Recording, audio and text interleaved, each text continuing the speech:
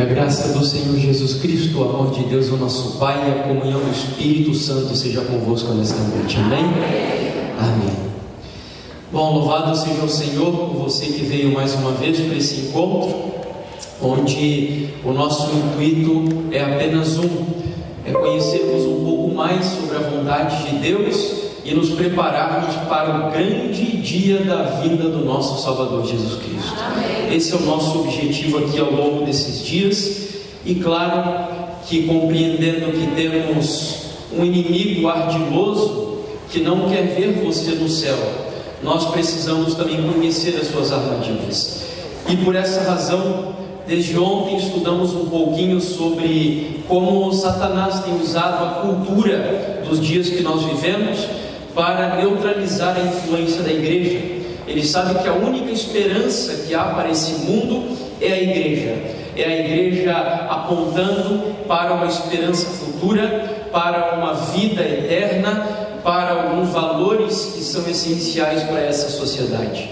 E portanto ele tem agido de forma ardilosa, e nós estudamos um pouquinho sobre esse grande desafio que temos, que é viver nessa cultura, influenciarmos essa cultura e não sermos influenciados por ela, logicamente dentro daquilo que a fim de vivermos nos faz abrir mão dos princípios da nossa fé. Nós entendemos que nem sempre a cultura é um problema, mas quando ela entra em choque com os nossos princípios, nós devemos fazer uma escolha. Hoje, o nosso assunto, ele entra um pouco mais diretamente no universo eclesiástico. O nosso tema se chama Igreja, modo de usar. É um assunto que eu julgo muito importante e que nós vamos dedicar toda a nossa mensagem dessa noite para compreender um pouco melhor sobre esse tema, que eu acredito também ser um grande desafio para nós como cristãos. Eu já me adianto para reforçar o convite para o nosso assunto de amanhã à noite, que será um dos mais importantes dessa nossa semana, quando nós falaremos sobre família. Antes de começar, eu quero fazer uma pergunta. Vocês estão orando por mim? Amém. Estão? Amém. Eu agradeço e peço que permaneçam orando, não só para benefício meu, mas para que você seja beneficiado também. Eu não pretendo vir aqui apenas como um homem, como uma pessoa cheia de eloquência, como alguém cheio de informações. Esse não é o meu objetivo. O meu objetivo é que você saia daqui transformado. E por isso você precisa orar por mim, para que Deus me use, e que o Espírito Santo fale por meu intermédio, e que a mensagem, ao passar pela minha vida, ela chegue cheia de poder no seu coração. E por isso, antes de começar, eu convido mais uma vez que você feche os seus olhos para orarmos ao nosso Deus.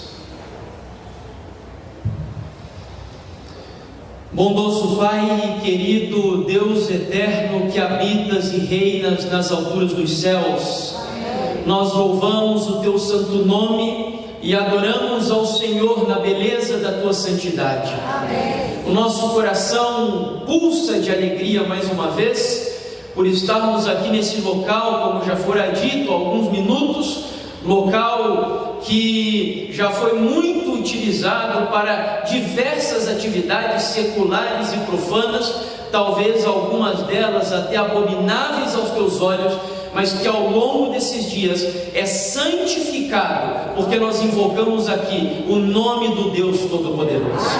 E aqui estamos reunidos mais uma noite. O desejo mais profundo do nosso coração é que a Tua Palavra nos oriente, que a Tua Palavra nos exorte, nos eduque, nos discipline e fale aos nossos corações de maneira tão poderosa a ponto de mudar e transformar a nossa vida.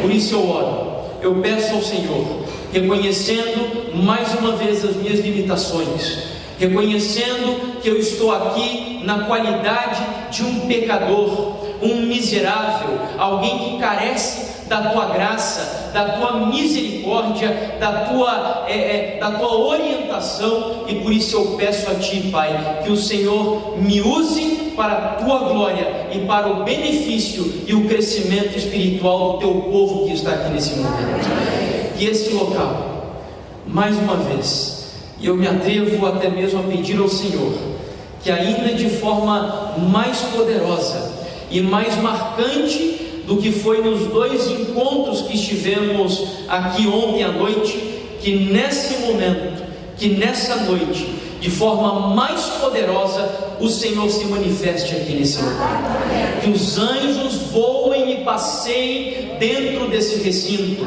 Se os nossos olhos fossem abertos nesse momento, os nossos olhos espirituais, certamente nós veríamos uma batalha, uma guerra acontecendo no mundo espiritual, porque os anjos do mal não querem que o teu povo compreenda a tua mensagem, mas eu creio de todo o meu coração que o exército angelical está aqui nesse momento, que os anjos do Senhor estão lutando em prol do teu povo, e eu peço que o Senhor dos exércitos, Miguel, o nosso Salvador Jesus Cristo, que Ele marche à frente deste culto e dessa batalha nesse momento. Essa é a minha e a nossa oração, com o perdão dos nossos pecados, em nome do Senhor Jesus. Amém. Abra a sua Bíblia no livro de 1 Reis, capítulo 12, versos 25 ao 33.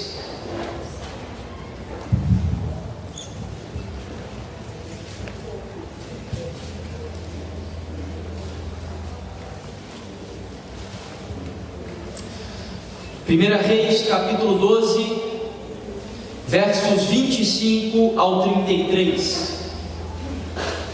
A versão que eu estou utilizando é a NVI, a nova versão internacional, para facilitar um pouco o nosso entendimento do texto.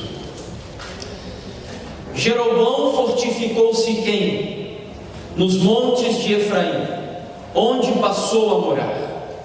Depois ele saiu e fortificou Peniel. Jeroboão pensou: o reino agora provavelmente voltará para a dinastia de Davi. Se esse povo subir a Jerusalém para oferecer sacrifícios no templo do Senhor, novamente dedicarão sua lealdade ao Senhor deles, Roboão, rei de Judá. Eles vão me matar e voltar para o rei Roboão. Depois de aconselhar-se, o rei fez 2 bezerros de ouro e disse ao povo: vocês já subiram muito a Jerusalém. Aqui estão os deuses, ó Israel, que tiraram vocês da terra do Egito.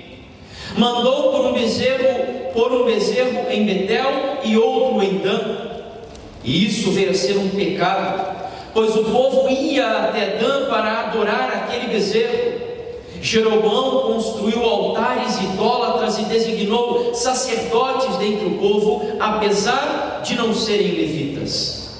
Instituiu uma festa no dia 15 do 8º mês, semelhante à festa realizada em Judá, e ofereceu sacrifícios no altar. Ele fez isso em Betel, onde também sacrificou aos bezerros que havia feito.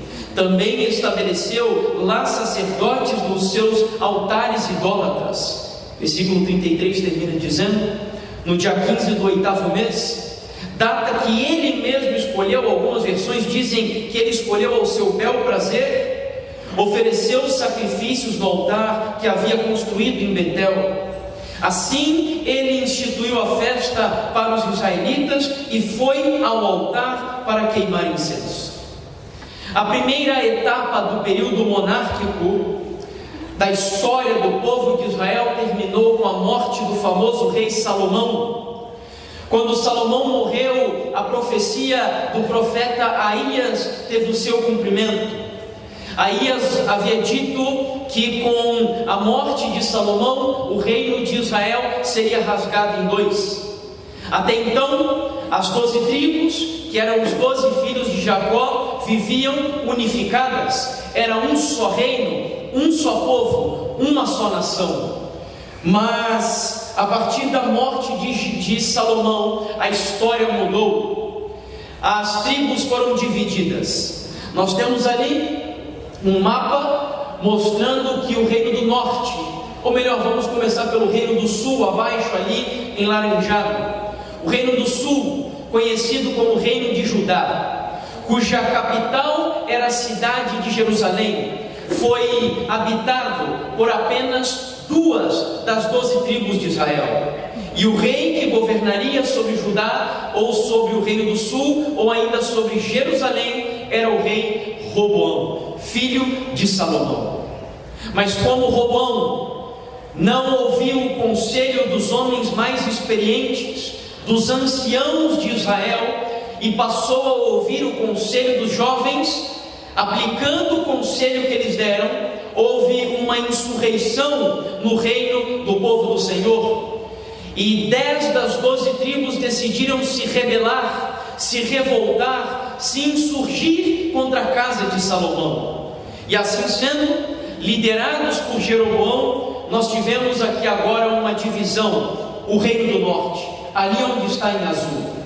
O reino do norte seria conhecido também como reino de Israel. A capital desse reino seria a cidade de Samaria, habitado apenas, como eu disse, ou melhor, habitado por 10 tribos. Era um reino muito maior do que o reino de Judá. E o primeiro rei do reino de Israel, cuja capital estava em Samaria, se chama Jeroboão, ou se chamava Jeroboão. Jeroboão era um servo de Salomão, um homem de Deus, um homem piedoso, um homem zeloso pelas coisas do Senhor num primeiro momento.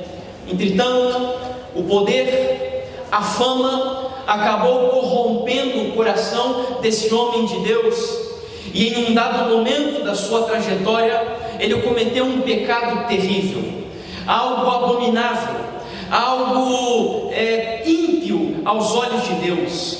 Ele desenvolveu um culto paralelo, um culto que teria por objetivo copiar o culto de Jerusalém, mas não seguir exatamente o que Deus havia mandado ou ordenado sobre como esse culto deveria ser praticado.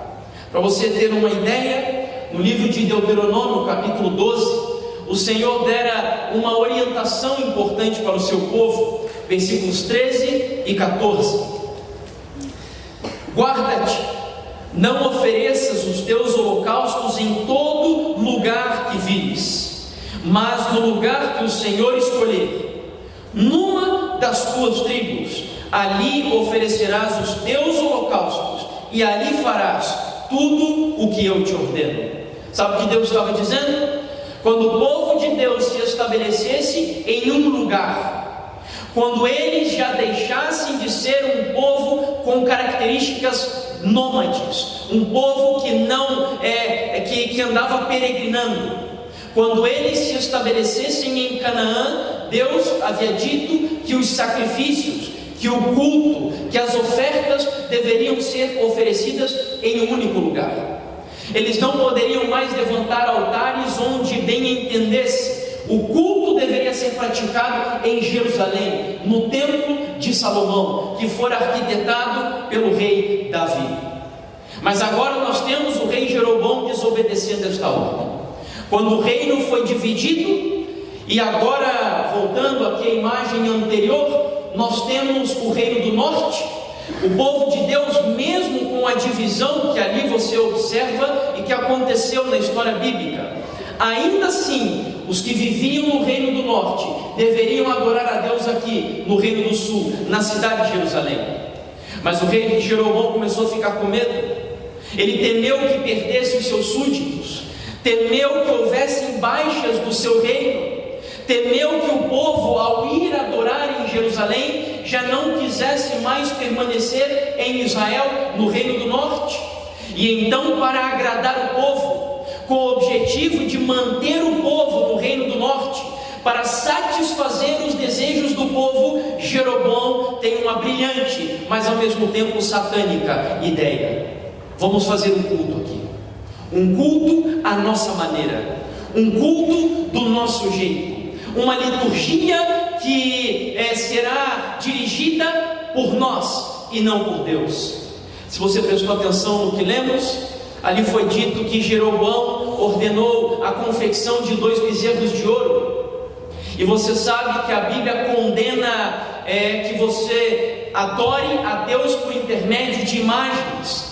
Mas veja como o inimigo é astuto.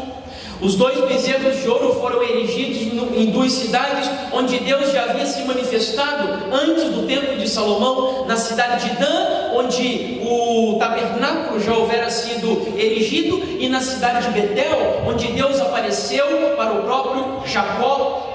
E a intenção ali era intuitiva, era fazer o povo pensar: não, eu acho que Deus, no final das contas, não vai ver problemas se nós fazermos um culto onde Ele já apareceu um tempo atrás.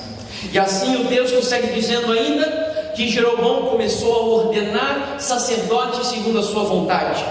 Segundo a história bíblica das 12 tribos de Jacó, ou das 12 tribos de Israel, apenas uma tinha o direito de oficiar como sacerdotes. Você se lembra qual era o nome dela? Os levitas. Mas agora Jeroboão começa a ordenar aqueles que ele tem vontade, sacerdotes de qualquer tribo, de qualquer pessoa, sem seguir a orientação de Deus. E o texto que eu creio melhor descreve o espírito com o qual Jeroboão estava possuído é o que está no versículo 33, quando diz que ele começou a estabelecer uma festa segundo o seu bel prazer. Jeroboão já não estava mais preocupado com a vontade de Deus. O objetivo dele era números apenas, era alvos. O objetivo dele era que não perdesse os súditos do seu reino, e para fazer isso ele iria até onde devesse ir para alcançar os seus objetivos. Sabe que, creio eu, se nós analisamos a história bíblica do grande conflito, talvez uma das batalhas mais profundas do povo de Deus contra o seu próprio Deus seja justamente fazer aquilo que eu penso ser o melhor, ou fazer aquilo que Deus manda que eu faça. Eu poderia citar algumas histórias aqui que exemplificam e que comprovam a tese que eu estou apresentando, que é, por exemplo, a história de Caim e Abel. A história de Caim e Abel, inclusive, ela já lança por terra o argumento de muitos cristãos quando dizem que esteticamente um culto deve ser bonito, embelezado, e que isso é o mais importante para Deus. Eu não acredito que a estética não seja importante, não me interprete mal. A estética é algo que Deus se agrada sim. Quando Deus criou o mundo, Ele colocou beleza no mundo, Ele colocou cores no mundo. Deus se agrada com o belo. Entretanto, a estética não é aquilo que é o mais importante para Deus. Se nós analisamos o culto oferecido por Caim e Abel, esteticamente, qual dos 2 altares era o mais bonito? O de Caim ou o de Abel? O de Caim era um altar de frutos, era um altar colorido. O altar de Abel tinha um animal ensanguentado, cujas vísceras deveriam ser arrancadas quando ele era morto. Então não era um altar bonito. Mas qual era dos 2 altares aquele que obedecia à ordem de Deus? O de Caim ou o de Abel? O de Abel. Um outro exemplo que eu dou dessa batalha acontecendo na Bíblia Sagrada, entre aquilo que eu quero fazer e aquilo que Deus manda, é a história do povo de Israel, chegando próximo do fim do período dos juízes. Quando o povo agora olha para outras nações e eles invejam as outras nações e começam a dizer: nós queremos um rei, porque eles têm um rei, e a maioria tem um rei, e se a maioria tem um rei, nós também queremos ter um rei. Esse é o argumento da maioria. Mas o argumento da maioria não era a vontade de Deus. Deus disse para Samuel: Samuel, não se preocupe, esse povo está pelejando contra mim, não é contra você. Se eles querem um rei, eles terão um rei. Se eles não querem mais um governo teocrático que eu lidere sobre eles, assim será, mas eles pagarão por isso também. E por fim, um outro argumento, que é uma outra história que também mostra essa batalha entre fazer o que Deus manda e fazer o que eu penso, é o argumento da modernidade.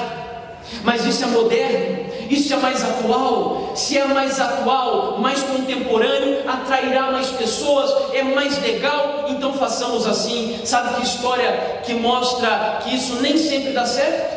É a história de Davi. Davi pensou em utilizar algo mais moderno para a época dele, para transportar a Arca da Aliança. A Arca da Aliança deveria ser transportada pelos levitas, com travessas que passavam pelas argolas da arca, carregando a arca sobre os seus ombros. Essa era a ordem de Deus, era a lei de Deus. Deus havia dito que assim eles deveriam fazer. Mas Davi, ignorando a lei de Deus, a vontade de Deus, a orientação de Deus, ele faz um carro de bois, e ele coloca a arca nesse carro, e os bois agora estão carregando a arca. Mas em um dado momento do caminho, a arca cambaleia, e quando ela está a ponto de cair, um homem chamado Uzá toca na arca. E você se lembra o que acontece com esse homem? Ele morre. Sabe por que Uzá morreu? Por duas coisas. Ele ofendeu a justiça de Deus e a ira de Deus.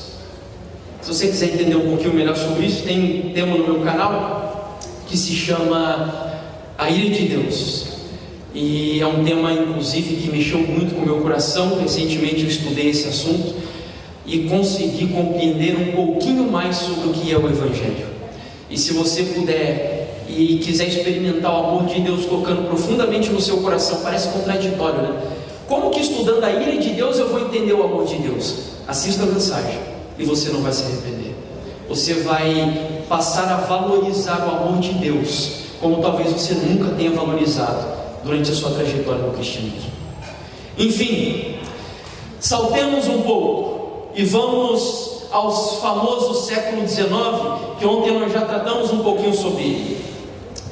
No século XIX, ainda dentro dessa área dos cultos, ou da liturgia, ou de métodos de pregação voltado apenas para os alvos, para os números, nós chegamos aqui no século XIX. E nesse momento surge uma nova escola filosófica chamada pragmatismo, que foi desenvolvida por esses três caras que você vê aí.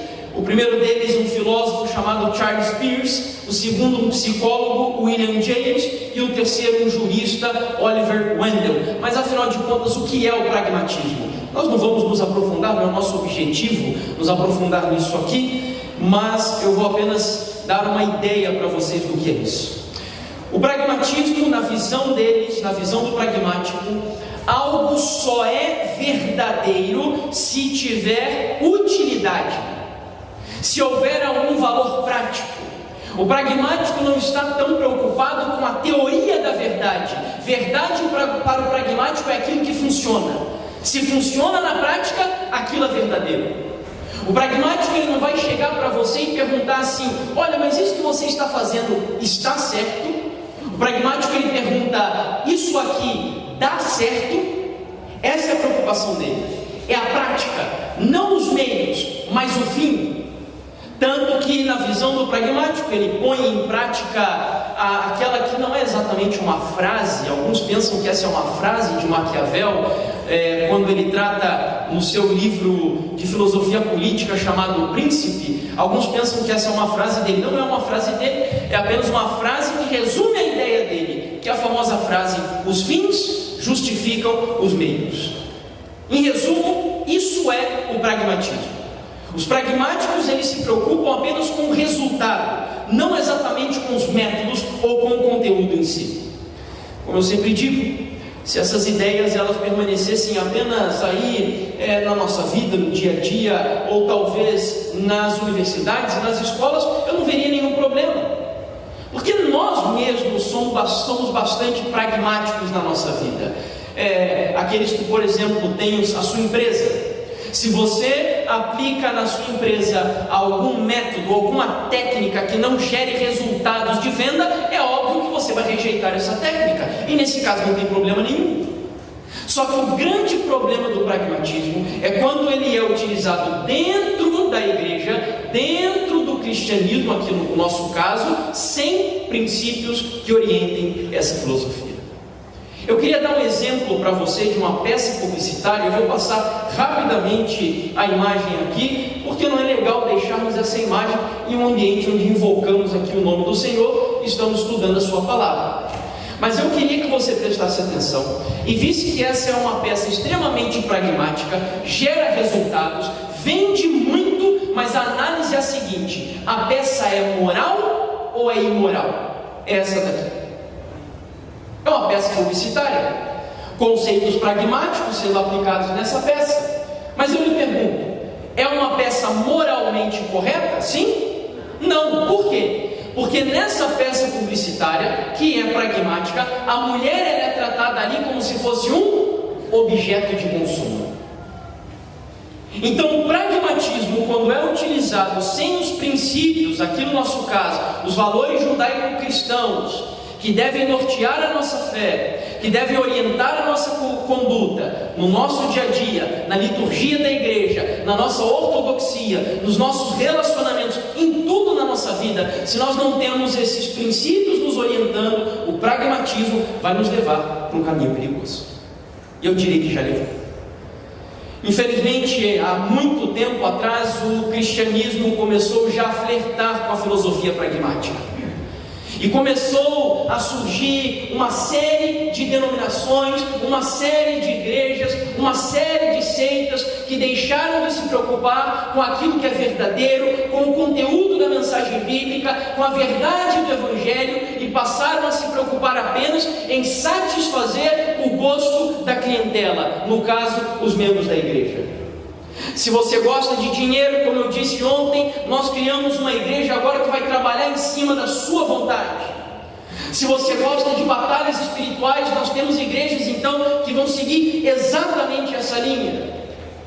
Se você gosta de surf e gosta de um visual um pouco mais despojado, chamar Deus de um cara lá de cima, usar gírias através da pregação, então nós temos igreja que vai alcançar esse tipo de público. Como eu disse ontem, igrejas como se fosse restaurante. E aí as pessoas entram agora e não se preocupam mais com a verdade que está sendo ali ensinada ou não, mas sim com aquilo que satisfaz a sua vontade e os desejos do seu coração pecador.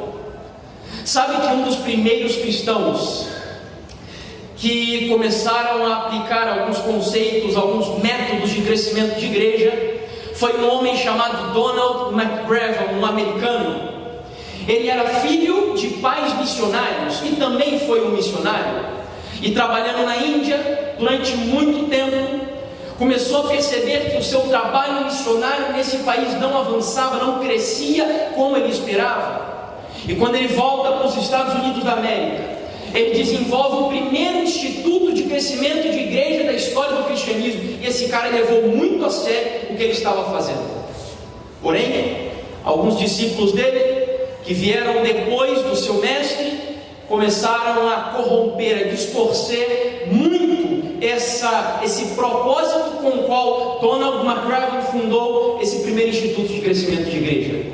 E esse primeiro discípulo dele se chama Peter Wagner.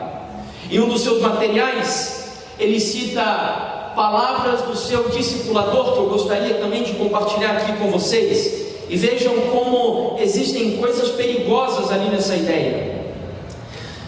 Criamos métodos e políticas missionárias à luz do que Deus abençoou e à luz daquilo que Ele obviamente não abençoou. A indústria chama isso de modificar operações à luz de realimentação. Nada atrapalha tanto as missões transculturais quanto os métodos, instituições e políticas que deveriam atrair as pessoas a Cristo, mas não fazem, que deveriam multiplicar as igrejas, mas não o fazem. Ele finaliza dizendo: se um método não contribui para a glória de Deus e para a expansão da igreja de Cristo, jogue-o fora e arranje algo que o faça. Quanto aos métodos, somos ousadamente pragmáticos. A doutrina é algo diferente, perigosíssimo.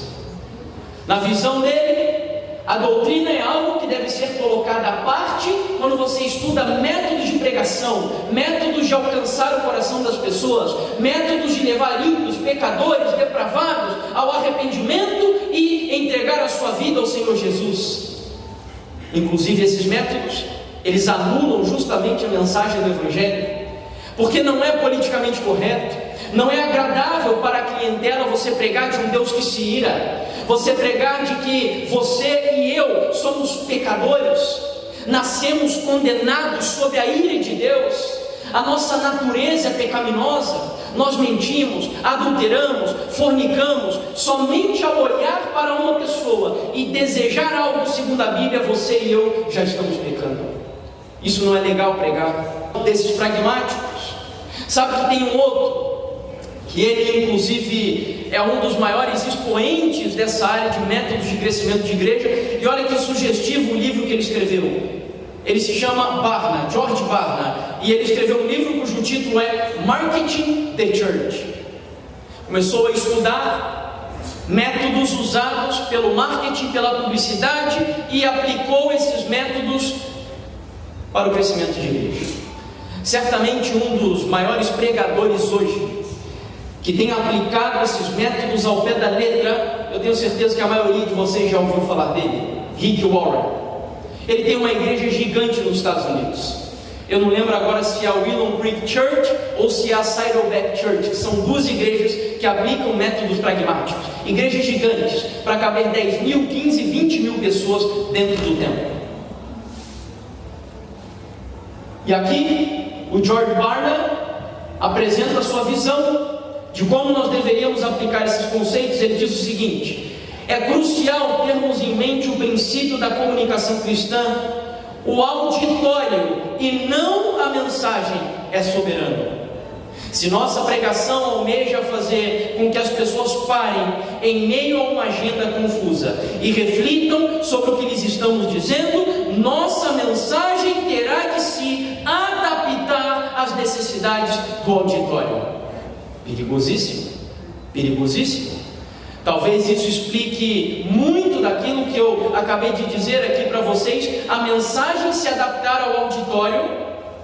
O que dizer então de uma igreja que você conhece bem, que tem uma mensagem onde já nas suas primeiras linhas, no conteúdo inicial dessa mensagem, ela diz assim: temei a Deus e dai-lhe glória, porque chegou a hora do seu juízo, e adorai aquele que fez o céu, a terra, o mar e as fontes das águas. Pragmaticamente falando, não funciona. Mas Deus não está muito preocupado com aquilo que funciona. Deus está preocupado com o império e a soberania da sua vontade, e em quebrantar corações de pecadores, para que corram para o Calvário e busquem a salvação apenas em Cristo Jesus. É isso que Deus está preocupado, é te salvar. E como diz a Bíblia, sabe o que Deus faz para salvar? Ele primeiro fere em nós. Diz o livro de Jó, se eu não me engano, que Deus não fere se não for com o objetivo de curar. É por isso que Ele fere. É por isso que a Bíblia é comparada com uma espada de dois gumes que entra e penetra até dividir medula, ossos e tudo. A Bíblia fere, mas eu digo para você, sem sombra de dúvidas, que a mesma Bíblia que fere, ela também cura. Amém. Ela transforma, ela regenera. Porque o pecador que se lança sobre ela, os seus pecados serão depositados em Cristo e a vida dele vai ser transformada. Amém. É isso que Deus deseja que a gente compreenda. Sabe, eu quero agora mostrar para vocês, talvez alguns acreditem e pensem que essas técnicas não têm sido assim aplicadas de maneira tão literal. Eu queria que você visse que a coisa é muito mais séria do que talvez você esteja pensando. Existe uma festa muito famosa que acontece ao redor de alguns lugares aí do mundo. Eu me lembro, por exemplo, nos Estados Unidos. No Brasil já aconteceu pelo menos uma, e na Bélgica, que se chama Tomorrowland.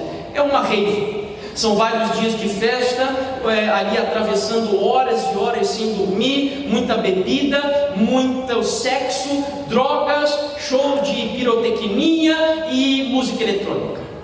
Esse é o objetivo da festa. Ali você pode observar inclusive alguns sinais da nova era, esotéricos, que está envolvido e relacionado também com o conteúdo dessa festividade. Inclusive o nome Tomorrowland sugere isso, que significa literalmente a terra do amanhã.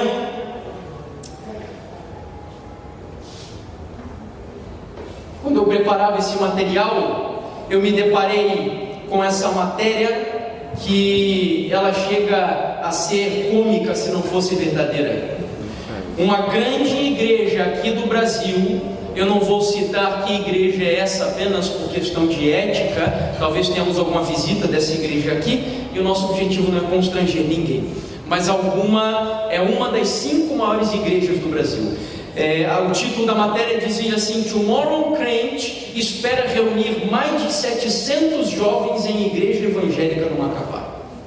E aí, ao longo da matéria, eles fizeram uma entrevista com o diretor jovem da igreja e o pastor jovem também. O diretor jovem tem 19 anos e se chama Victor Valentim. E veja o que ele disse: a proposta do culto temático é mostrar que ser cristão é legal, e não aquele estereótipo chato como muitos comentam. Nós podemos dançar, pular e cantar. Somos também divertidos e felizes como qualquer outro jovem. Você percebe a subjetividade aqui do parágrafo, da citação? O que é ser legal? Essa é a pergunta que eu faço. Eu sei que a Bíblia ela tem um padrão do que é ser legal, mas o mundo tem um padrão totalmente diferente do que é ser legal. Para ser legal no mundo, você precisa se prostituir, você precisa fazer coisas que a Bíblia, por exemplo, ela não orienta: beber bebidas alcoólicas, assistir coisas que Deus condena, etc. O pastor Victor, ou melhor, Valdeci Vaz, disse o seguinte também: esperamos desse culto, Tomorrow Crente, um número bem maior do que o normal. Trabalhamos com DJs, música, teatro, dança, efeitos de som, iluminação e fumaça.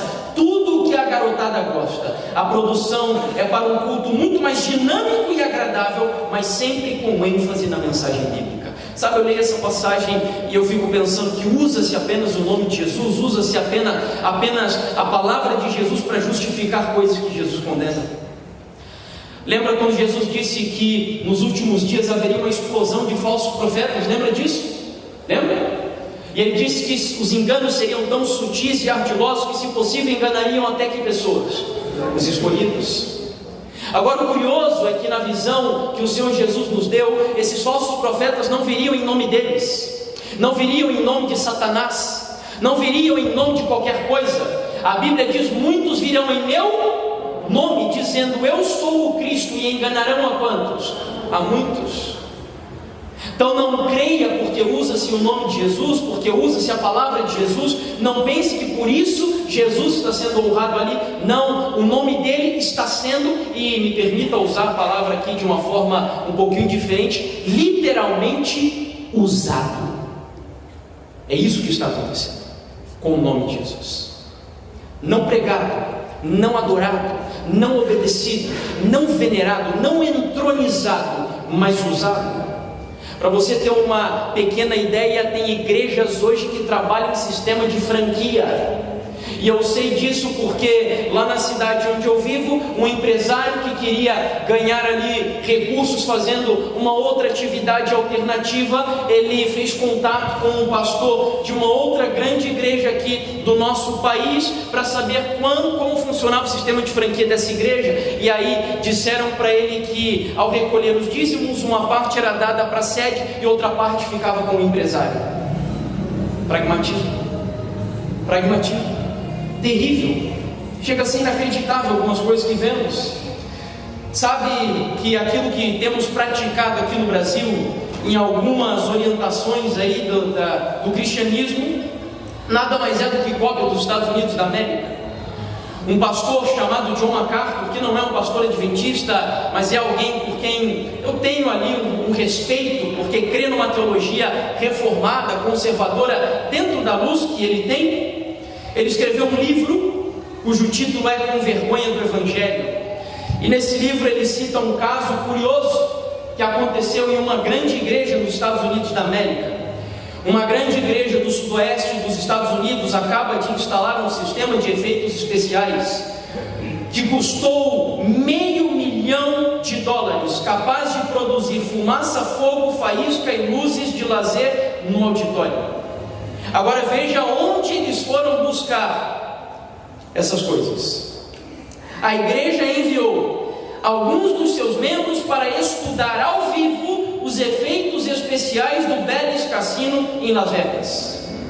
O pastor terminou um dos cultos sendo elevado ao céu por meio de fios invisíveis que o tiraram da vista do auditório, enquanto o coral e a orquestra adicionavam um toque musical à fumaça, ao fogo e ao jogo de luzes. O objetivo do pastor aqui era encenar o arrebatamento secreto. Um amigo meu sabendo que eu vinha estudando esses temas, ele me enviou uma notícia da revista Veja do dia 2 de agosto de 2017, também muito curiosa. Quando eu vi a notícia eu pensei, mas não é possível que eu estou lendo isso. E aqui contava o caso de uma outra igreja também bastante grande aqui no Brasil, que estava aplicando mais uma técnica pragmática. O título da matéria era A Igreja da Porrada. Se fosse dar porrada no pecado, eu ainda concordaria, mas a porrada não é no pecado, queridos, tá? Muito pelo contrário, a porrada é em Deus, é na Bíblia. Bom, o pastor era, de forma não pejorativa, mas era apelidado de Jiraiya, o apelido do pastor, inclusive. E aqui nós tivemos uma entrevista com ele na matéria. E aí perguntaram para o pastor por que ensinar o MMA dentro da igreja. Eles colocaram um octógono, um ringue dentro da igreja. E aí perguntaram por que ensinar isso na igreja. Deus tocou o meu coração e me disse: através desse esporte, os jovens vão entrar na igreja e aprender o que Deus pode ser na vida deles. O MMA não é pecado, como muitos dizem, pelo fato de um bater no outro. Deus me falou isso. Eu gostaria de saber onde Deus falou isso para ele. Na Bíblia não foi, talvez no seu coração, mas como eu citei aqui ontem, a Bíblia diz que o coração do homem é o quê? Enganoso, mais do que todas as coisas. Ai daquele que confia no seu próprio coração. Ai daquele que confia no seu próprio coração. Uma segunda pergunta que fizeram a ele: o que os fiéis pensam disso? Agora vejam o absurdo ainda maior. Antes de o rock entrar na igreja, ele era do capeta. Nós tiramos o rock do capeta, aleluia, agora o rock é bênção, o rock foi batizado agora. A maquiagem e o batom também eram do diabo e a gente tomou dele. E agora é a vez do MMA. Há quem diga: isso não é coisa de Deus, é coisa de Deus sim, diz ele. Parece que o objetivo aqui é ganhar a coisa no grito, não na palavra. É terrível o caminho que nós estamos tomando. É por isso que eu disse para vocês, alguns talvez tenham se assustado quando eu mencionei isso, de que, quem se lembra? Lembra que eu mencionei que o cristianismo na Europa está caindo, mas o cristianismo no Brasil está crescendo? Mas você se lembra o que eu falei do cristianismo no Brasil? Que não é o cristianismo bíblico que está crescendo no Brasil. É um cristianismo espiritualista, sincrético, ecumênico, bruxificado, apostatado, desviado da palavra de Deus. Esse é o cristianismo que tem crescido aqui no Brasil. Sabe, dá vontade de chorar quando eu vejo ímpios audaciosos que tomam o nome de Deus e blasfemam o nome dele, como por exemplo, algum tempo atrás o Armandinho fez uma música dizendo: quando Deus te desenhou, ele estava namorando, como se Deus fosse um moleque, um garotinho de 14, 15 anos de idade, sentimentalista, apaixonado por alguém. Mas sabe que quando eu vejo isso tudo, uma Xuxa chamando Deus de cara lá de cima, Pablo Vittar gravando um clipe recente com outro homem, me perdoa a expressão, se esfregando num lugar para dar a ideia que eles estavam no jardim do Éden, e o título da música é Paraíso. Sabe qual é a conclusão que eu chego? Sabe por que os ímpios, os pecadores, os rebeldes estão tendo a audácia de se levantar contra Deus? Porque eu e você, como igreja, não estamos apresentando o temor de Deus e quem é o Deus verdadeiro para o mundo aí fora. A igreja tem refletido para o mundo um Deus covarde, um Deus diminuto, um Deus que está mais preocupado em satisfazer a tua vontade do que a vontade dele, um Deus que não é capaz de curar, um Deus que não é capaz de te ajudar, um Deus que não é capaz de te orientar. Esse é o Deus que a igreja tem mostrado para o mundo aí fora. Então o que o mundo aí fora tem feito? Esse Deus é fraco, esse Deus não existe, é uma invenção. Porque a igreja não tem glorificado, não tem refletido o caráter desse Deus para as pessoas aí fora. Mas que em nome de Jesus isso comece a mudar a partir de hoje na tua vida. Amém. Porque o mundo precisa disso. Bom, amigos, tem uma frase impressionante de um batista chamado Charles Haddon Spurgeon, um grande homem de Deus, que viveu justamente ali no século XIX, quando as igrejas batistas da Inglaterra estavam começando a adotar tudo isso que eu acabei de mostrar para vocês, essas filosofias do pragmatismo. Não, vamos mudar o nosso estilo de culto para atrair as pessoas, vamos mudar a liturgia, vamos mudar a mensagem para agradar o povo. Esse homem, que era pastor de um dos tabernáculos mais famosos, da igreja mais famosa na época dele, Batista, lá em Londres, ele se levantou quase que sozinho contra a incursão do mundo dentro da igreja. E ele deixou registrado essas palavras fantásticas dizendo: o fato é que muitos gostariam de unir igreja e palco, baralho e oração, danças e ordenanças. Se nos encontramos incapazes de frear essa enxurrada, podemos ao menos prevenir os homens quanto à sua existência e suplicar que fujam dela. Quando a antiga fé desaparece e o entusiasmo pelo Evangelho é extinto, não é surpresa que as pessoas busquem outras coisas que lhes tragam satisfação. Na falta de pão, se alimentam com cinzas. Rejeitando o caminho do Senhor, seguem avidamente pelo caminho da tolice. Sabe que hoje uma das coisas mais famosas e pragmáticas que alguns têm aplicado aí é o uso de algumas tecnologias para melhorar o culto, usando luzes, fumaça e alguns jogos, uma série de coisas. E eu li recentemente uma frase de um teólogo também protestante chamado A.W. Tozer, onde ele diz assim: me diga o quanto de entretenimento você precisa, e eu lhe direi o quanto de Deus tem em você. Ellen White, que viveu também nesse mesmo tempo de Charles Haddon Spurgeon, também se preocupou com tudo isso que estamos tratando. Nova ordem de coisas entrou no ministério. Há desejo de moldar-se segundo outras igrejas, e simplicidade e humildade são quase desconhecidas. Os ministros jovens procuram ser originais e introduzir ideias e planos novos para o trabalho. Alguns iniciam reuniões de reavivamento, trazendo assim muitos conversos para a igreja. Passada porém a emoção, onde estão os convertidos? Não se vê em arrependimento e confissões de pecados.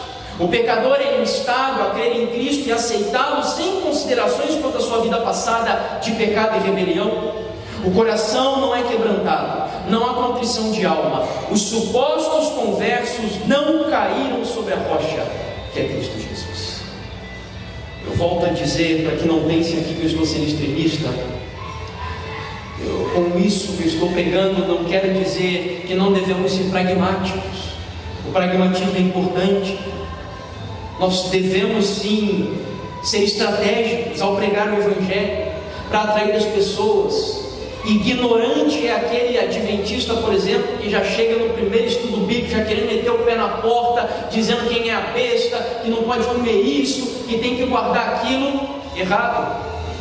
Existem técnicas sim de pregação do Evangelho.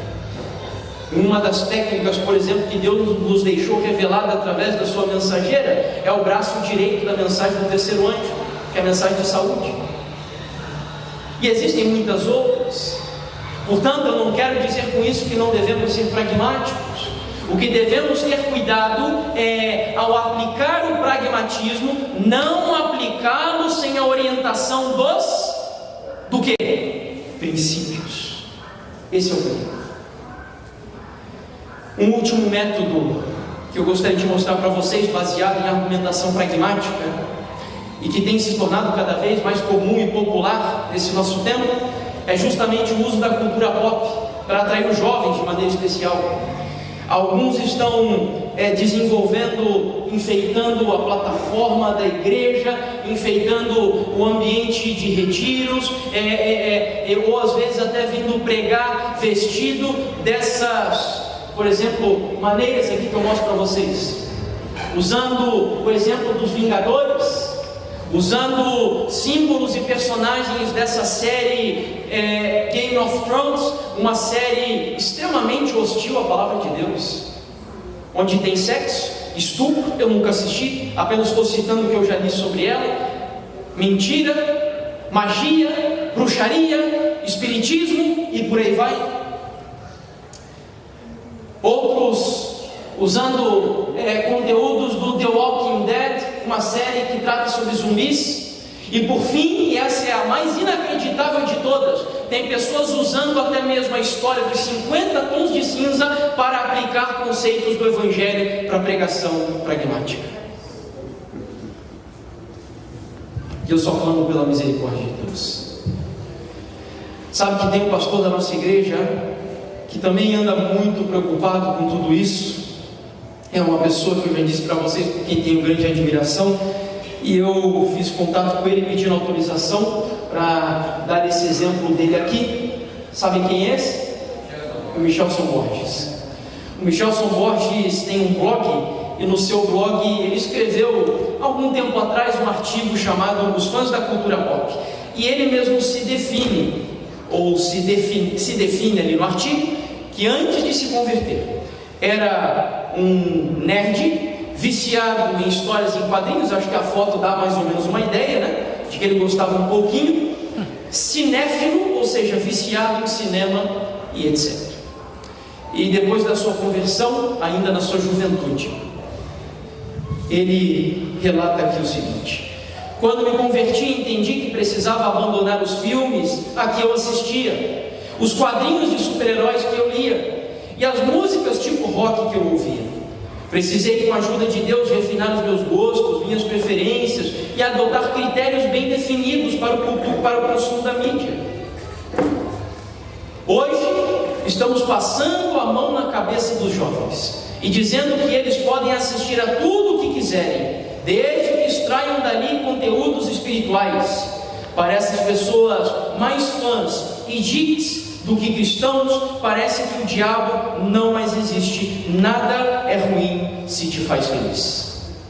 O pastor John MacArthur, ele ainda disse também: a igreja não é um clube à busca de novos sócios, não é um barzinho do bairro onde a vizinhança se reúne, não é um grêmio estudantil à procura de calouros, não é um centro comunitário onde se realizam as festas, não é um clube de campo para as massas, não é um comitê eleitoral onde os problemas da comunidade são discutidos, não é uma corte judicial para corrigir as injustiças sociais, não é um fórum aberto ou uma convenção política ou até mesmo uma cruzada evangelística. E me permitam terminar aqui o texto: a igreja é a casa do soberano e todo-poderoso Deus do universo.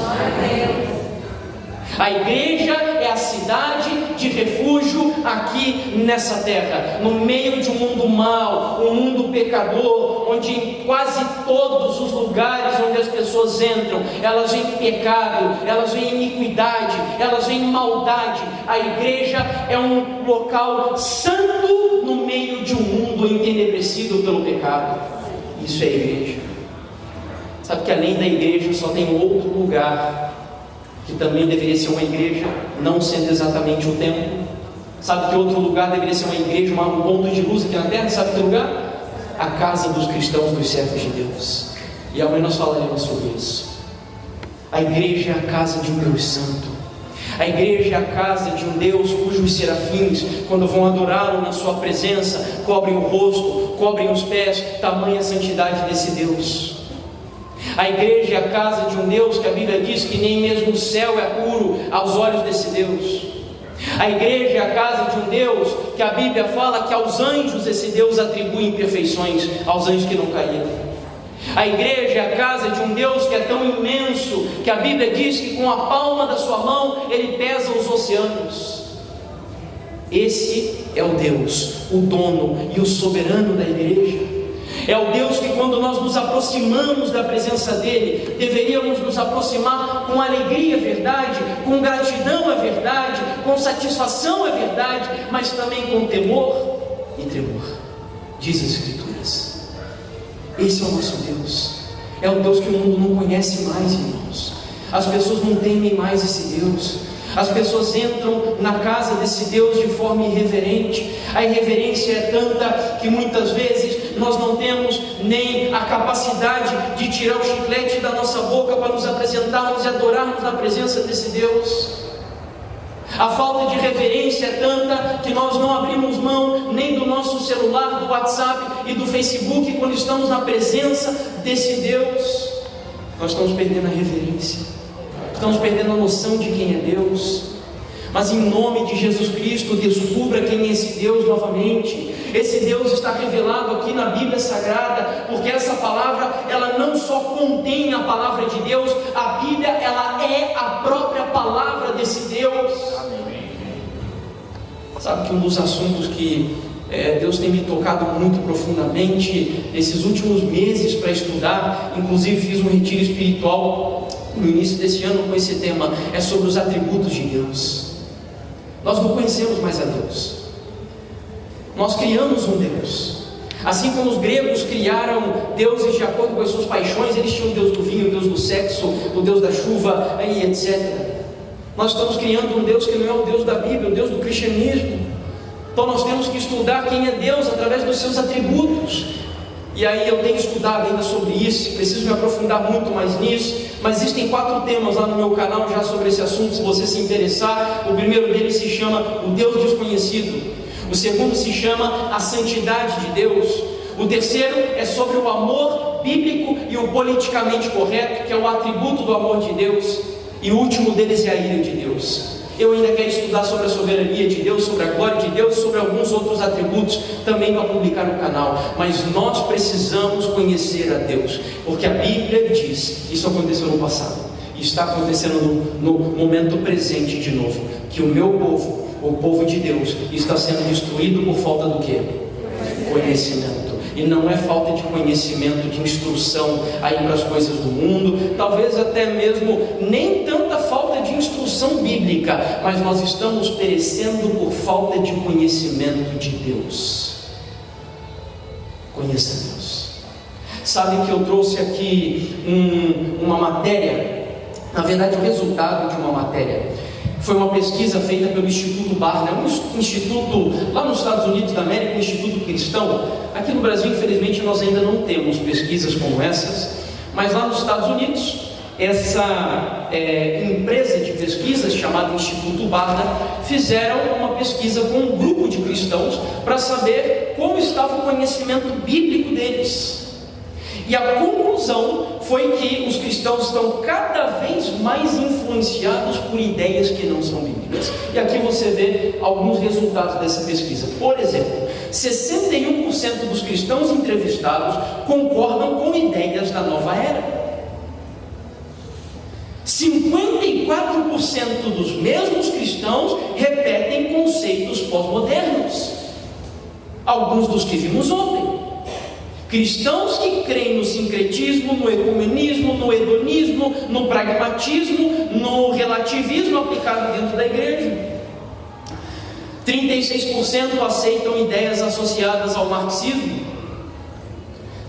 29% creem em ideias baseadas no secularismo. Aqui no quadro negro, apenas 17% dos cristãos mostraram ter uma cosmovisão bíblica sobre a vida. E por fim, o que é o mais preocupante, o estudo ainda mostrou que os mais jovens, menos de 25 anos de idade, são 8 vezes mais propensos a concordar com essas ideias do que os seus pais. E eu vejo isso e me pergunto, qual será o futuro do cristianismo? Eu só acredito que o cristianismo vai vencer, que a igreja vai vencer, porque foi citada essa passagem aqui hoje, inclusive, que embora o diabo ele possa ferir, ele possa vencer algumas batalhas, mas a Bíblia diz que as portas do inferno não prevalecerão contra a igreja. Amém? Amém. Não prevalecerão, porque foram, se você estuda a história do cristianismo, foram nos momentos onde o inferno já estava cantando vitória sobre a igreja. Foram justamente nesses momentos onde Deus deu a volta no jogo. E onde o diabo pensava que ele tinha acabado com a igreja, Deus ressuscitava a igreja e ela se tornava gloriosa e ainda mais poderosa do que antigamente. E eu acredito de todo o meu coração que nós estamos nas iminentes iminências desse momento, onde a igreja, o povo de Deus, o remanescente do Senhor, se levantará nesse mundo para glorificar esse mundo com a pregação do verdadeiro Evangelho. Acredite nisso. Uma última citação de um pastor presbiteriano chamado Augusto Nicodemos: há muito show, muita música, muito louvor, mas pouco ensino bíblico. Nunca os evangelhos cantaram tanto e nunca foram tão analfabetos de Bíblia. Nunca houve tantos animadores de auditório e tão poucos pregadores. O de Deus está agindo de fato. Ele desperta o povo de Deus para a palavra. Eu concordo 100% com isso que esse pastor disse. Sabe que quando a palavra de Deus nos satisfazer, quando a palavra de Deus realmente for colocada como o centro da nossa vida, você já não vai precisar mais de entretenimento, não vai precisar mais de cantores famosos, não vai precisar mais de cantores, de pregadores de renome, não vai precisar mais de pregadores miseráveis como eu, para que você cresça, para que você avance. Quando a Bíblia for colocada como o centro da sua vida, ela será suficiente para mudar a sua trajetória. Porque você não precisa de absolutamente mais nada, senão da santa palavra de Deus. É lógico que a oração e o trabalho missionário também aliado a ela. Ela é suficiente, meus irmãos. E a maior prova disso é porque ela já comprovou isso ao longo da história. Quando você olha para a história do cristianismo, você vê que a palavra de Deus, ela revolucionou a vida de pessoas. Ela revolucionou países e gerações. Sabe, eu apenas abro um breve parênteses aqui para dizer para você que eu não sou contra o crescimento da igreja. Durante 10 anos da minha vida, eu preguei contra a igreja adventista do sétimo dia. Eu pregava para as pessoas saírem dela. Eu dizia que essa igreja era a Babilônia. 10 anos da minha vida. Faz 2 anos e meio que eu me batizei na igreja adventista. E naquele movimento onde nós estávamos, ele não crescia. Foram 10 anos trabalhando ali e pregando e viajando, e o movimento não crescia. E eu usava como desculpa dizendo que a verdade era para poucos. Mas mal sabia eu que onde o Espírito de Deus não habita, o movimento não cresce. Portanto, eu não sou contra o crescimento da igreja. Eu sou a favor do crescimento. Mas o que nós precisamos ter cuidado é com a numerolatria. Quando você idolatra os números, quando você só olha para os resultados, quando você só olha para os alvos e se esquece dos meios que você vai usar para alcançar os objetivos. Agora, nós também temos que ter cuidado com a numerofobia. Tem pessoas que têm medo dos números, né? Parece que não está crescendo demais, tem alguma coisa errada ali. Não tem nada errado. Se você olha para a igreja apostólica, ali está o segredo. Quando o apóstolo Pedro começou a pregar a palavra de Deus, depois da ascensão de Jesus Cristo, pegando os textos do Antigo Testamento, aplicando no seu contexto, pregando a verdade presente, mostrando para aqueles judeus que estudavam tudo que estava no Antigo Testamento, mas não entendiam nada do que se aplicava para o tempo deles. Quando Pedro pregou a verdade para o tempo deles, cheio do Espírito Santo, a Bíblia mostra que a primeira pregação de Pedro, 3.000 almas foram batizadas na igreja. Alguns dias se passaram, novamente os discípulos pregando na sinagoga, e a Bíblia diz que mais 2.000 almas foram acrescentadas na igreja cristã. Deus não é contra os números. Sabe qual é o segredo do crescimento? Sabe qual é o segredo do êxito da igreja? Sabe qual é? Pregação, oração e missão. Se você estuda a palavra de Deus, se você encarna a Bíblia na sua vida, como diz o salmista: Senhor, escondi a tua palavra no meu coração, para não pecar contra ti. Se você permite que esse milagre aconteça, que o mesmo Deus que com o seu dedo escreveu a palavra na rocha, Ele escreva na rocha do seu coração. Se você permitir isso, meus irmãos, a igreja vai crescer de maneira assustadora. Amém. O diabo não vai poder fazer nada contra ela. É isso que Deus precisa. É o crescimento saudável da igreja. Nós temos um crescimento errado e nós temos um crescimento saudável. pregação, oração, estudo da palavra. É isso que Deus espera de nós. Sabe que tem um homem chamado George Whitefield. Ele viveu na Inglaterra, e esse homem viveu na época do grande avivamento religioso que aconteceu nesse país. Um momento onde a Inglaterra estava em ruínas, onde parecia que a igreja cristã ia desfalecer. Deus levantou George Whitefield. Sabe como ele era conhecido? Como o príncipe dos pregadores ao Wycliffe. Esse homem pregava a palavra de Deus com muito poder. Eram tantas pessoas que se reuniam para ouvir a pregação de George Whitefield, que não haviam lugares construídos naquela época que fossem capazes de comportar a quantidade de pessoas. De 20 a 80 mil pessoas se reuniam para ouvir esse homem. E sabe o que? Ele tinha problema de asma. Mas esse homem pregava por 1 hora, 2 horas, e os seus biógrafos dizem que cerca de 1 quilômetro de onde ele pregava, ele não estava usando esse instrumentinho aqui que eu estou usando, porque naquela época não tinha, era possível ouvir a voz dele pregando a palavra do Senhor. Sabe que certa vez, um patrono dos agnósticos chamado David Hume estava correndo pelas ruas de Londres, e um homem do outro lado da rua olhou para ele e disse assim: David Hume, o que você está fazendo correndo dessa maneira? E aí do outro lado da rua ele disse: eu estou indo ver George Whitefield pregar. E aí do outro lado o rapaz disse a ele: mas você não acredita no que ele prega? E ele do outro lado disse: eu não creio no que ele prega, mas ele acredita no que prega. O segredo do poder da pregação de George Whitefield. Ele não só pregava, mas ele vivia aquilo que ele pregava. O Espírito Santo encarnava a palavra do Senhor na vida dele. E esse é o nosso grande desafio nessa noite.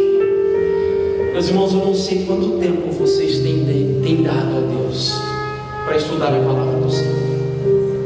Eu não sei quanto tempo você tem dedicado a esse Deus para ler os seus escritos, para orar todos os dias. Eu não sei quanto. Me assombro quando eu vejo, por exemplo, mães, mulheres hoje dizendo que não tem tempo para orar, tendo no máximo 1 filho, 2 filhos. E quando eu olho para a mãe, por exemplo, de John Wesley, que tinha 19 filhos, ela dizia que não conseguia passar um dia sequer sem gastar no mínimo 1 hora em oração na presença de Deus.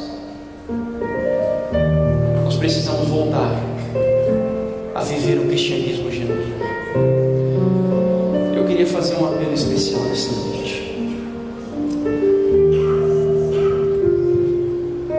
E o apelo é para que você coloque a Bíblia como centro da sua vida. É para que você todos os dias dedique um momento de oração, estudo da palavra de Deus e logicamente se envolvendo em algumas vezes na semana com a missão da igreja. Eu não sei que tempo vai ser esse, é você que vai definir. Mas meus queridos, se vocês querem pegar esse final, essa semana que estaremos aqui, e jogar toda ela no lixo, sabe, eu confesso para vocês que eu me surpreendi com a quantidade de pessoas que estão aqui nessa noite. Isso só confirma no meu coração uma coisa: é Deus que está agindo aqui nesse lugar. Você não veio para me ver, você não veio para me escutar. Eu sou o pior dos pecadores que estão aqui, e não falo isso para parecer piedade na frente de vocês.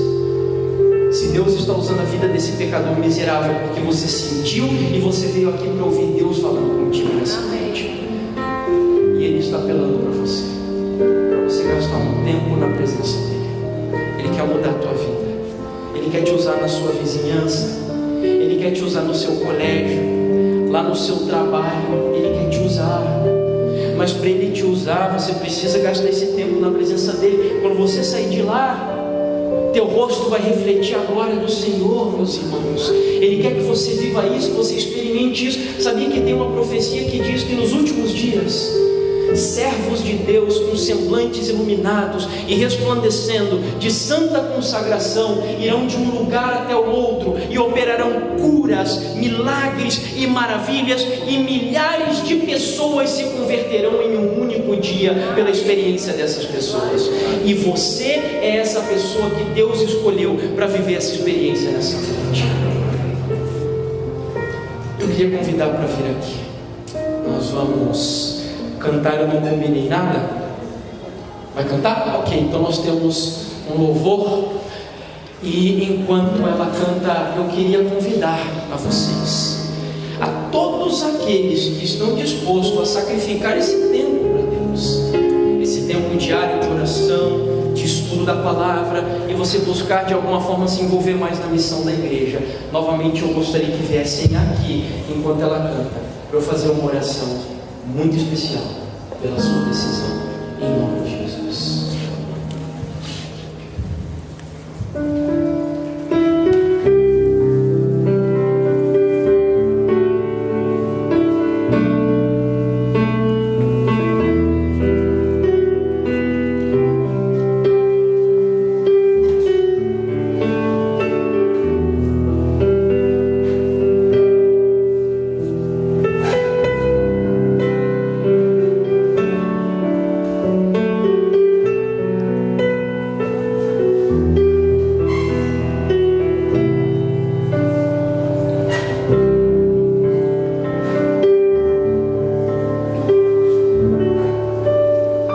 Eu só tenho um pedido, eu só tenho uma oração.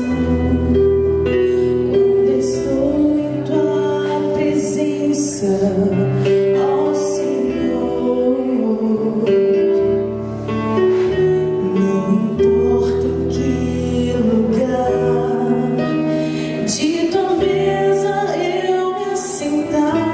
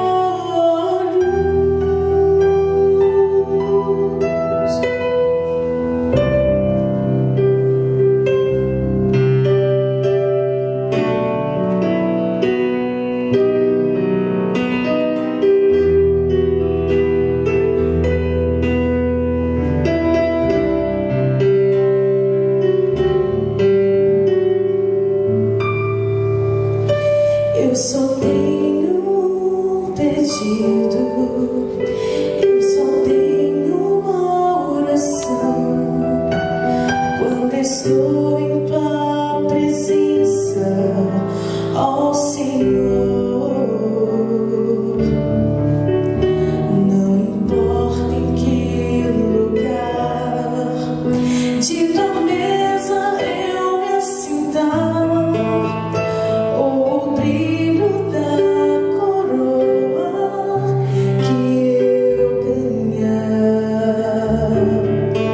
só me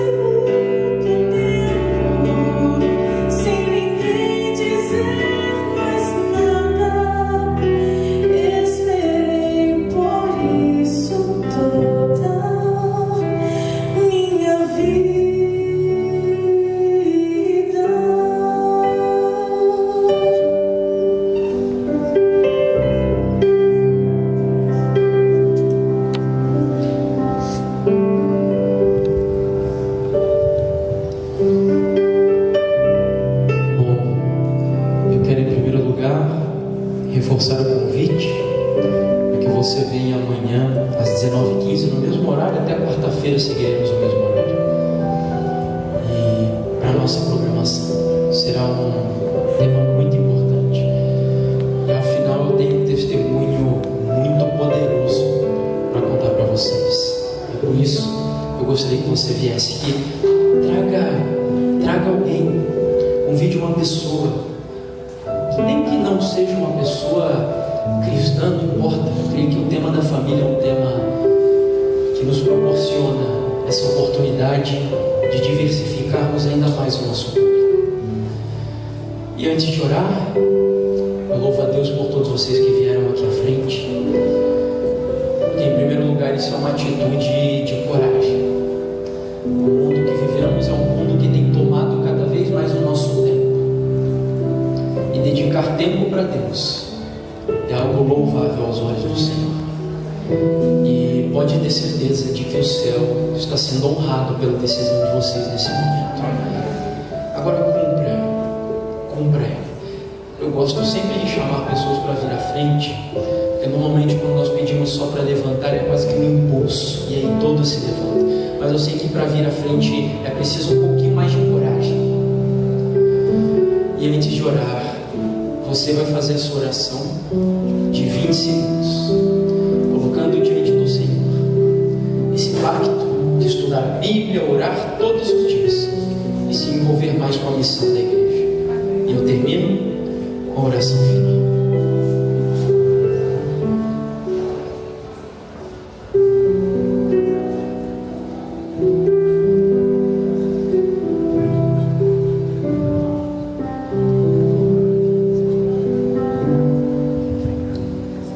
Querido Pai, bondoso Deus, nós nos colocamos diante do Senhor uma vez mais, e nós agradecemos porque eu creio que o Espírito de Deus está aqui nesse lugar. Quando pecadores reconhecem os seus pecados, quando homens e mulheres como nós, falhos, reconhecemos as nossas faltas, isso não é obra da eloquência, isso não é obra do homem, isso é obra do Espírito do Senhor.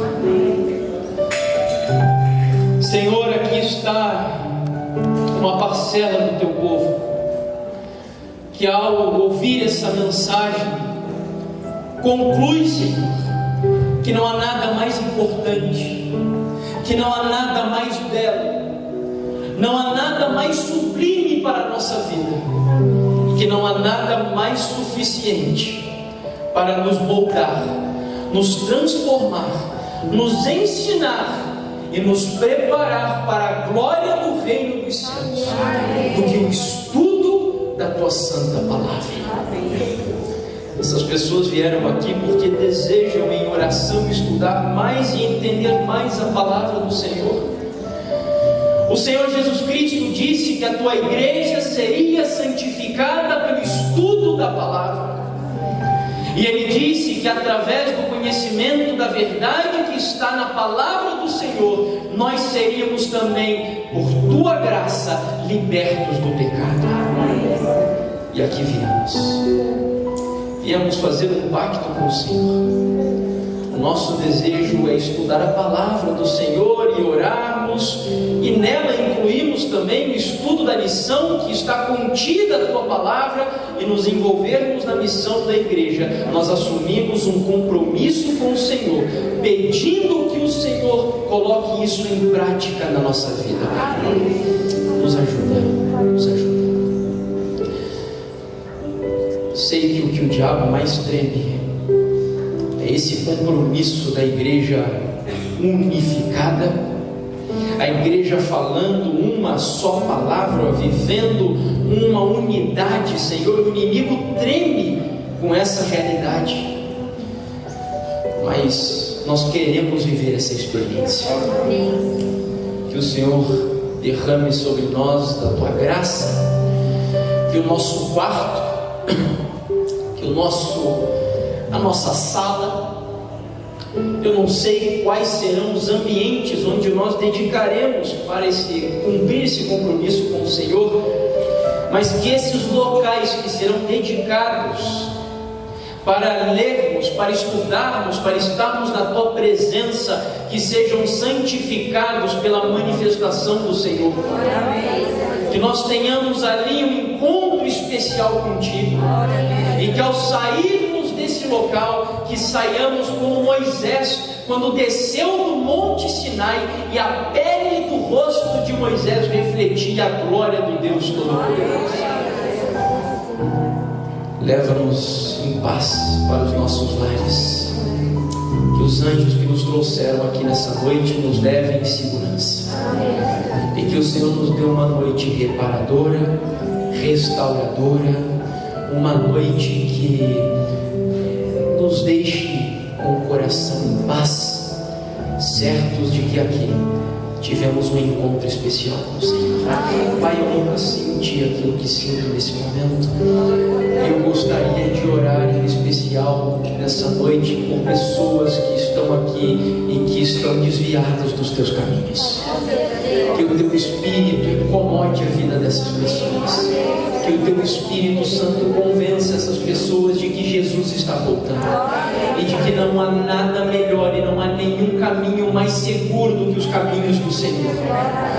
Incomoda, convence essas pessoas que elas corram para os braços do Senhor Jesus, e que no Calvário encontrem perdão, encontrem justificação, encontrem graça, misericórdia e salvação, Senhor. Essa é a minha oração.